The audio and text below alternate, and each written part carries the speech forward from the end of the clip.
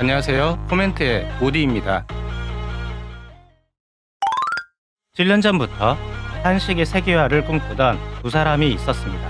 MBC 대표 간판 예능 프로그램 무한도전의 프로듀서 김태호 PD와 한국 홍보 전문가로 활발한 활동을 하고 있는 서경덕 성신여대 교수입니다. 무한도전팀은 2009년 서경덕 교수와 함께 한식의 세계화를 위한 다양한 프로젝트를 진행하였습니다. 뉴욕타임즈에 비빔밥 전면 광고를 게재하기도 하였고, 무한도전 멤버들이 직접 낸 아이디어 중에 하나를 뽑아 뉴욕의 타임스퀘어에 비빔밥 광고 영상을 상영하는 프로젝트를 진행하기도 하였습니다. 광고의 영상은 난타 장면을 시작으로 한국의 색을 주요 테마로 하고 있습니다. 비빔밥에 들어가는 고명재료의 화려한 색감을 농악, 강강술래, 부채춤, 태권도 등과 연결하여 비빔밥의 맛과 멋을 표현하고 있습니다. 이 영상은 2009년 연말 뉴욕 타임스퀘어의 가장 큰 광고판에 노출되었고, 이를 찍은 유튜버 영상이 70만 건 이상의 조회수를 올리며 세계적으로 큰 호응을 얻기도 했습니다. 이 둘이 최근 다시 만났습니다. 김치를 자신의 것이라고 주장하는 중국의 문화 동북 공정에 맞서 우리의 김치를 사람들에게 제대로 알리고자 다시 한번 뭉쳤습니다.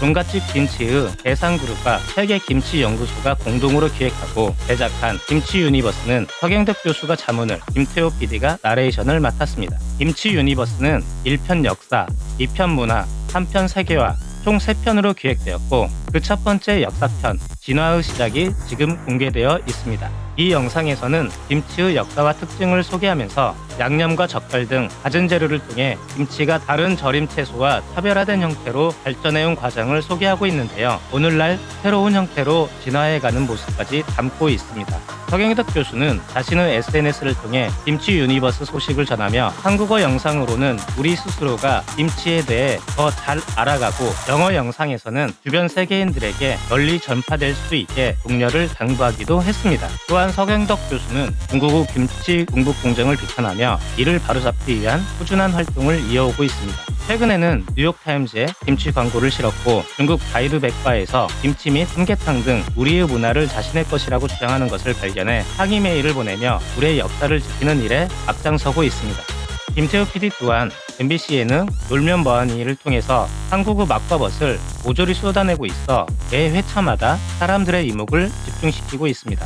유재석은 환불 원정대의 지미유에 이어 MSG 워너비의 프로듀서 유하오의 캐릭터로 변신했는데요.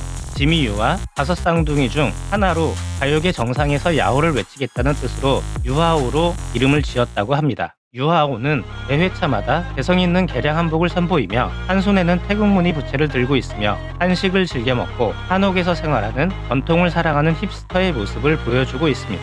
머리끝에 매단 매듭이 한국의 무형문화재 제22호 매듭장 김혜수님이 만든 것으로 밝혀져 이슈가 되기도 하였습니다.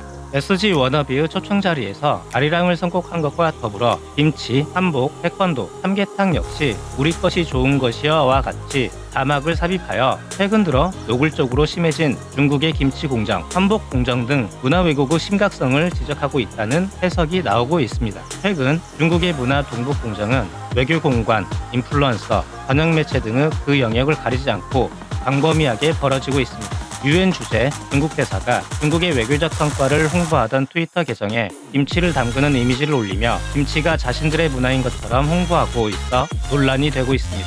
게다가 모든 DM을 막아두고 소통하지 않으려는 모습을 보이고 있습니다.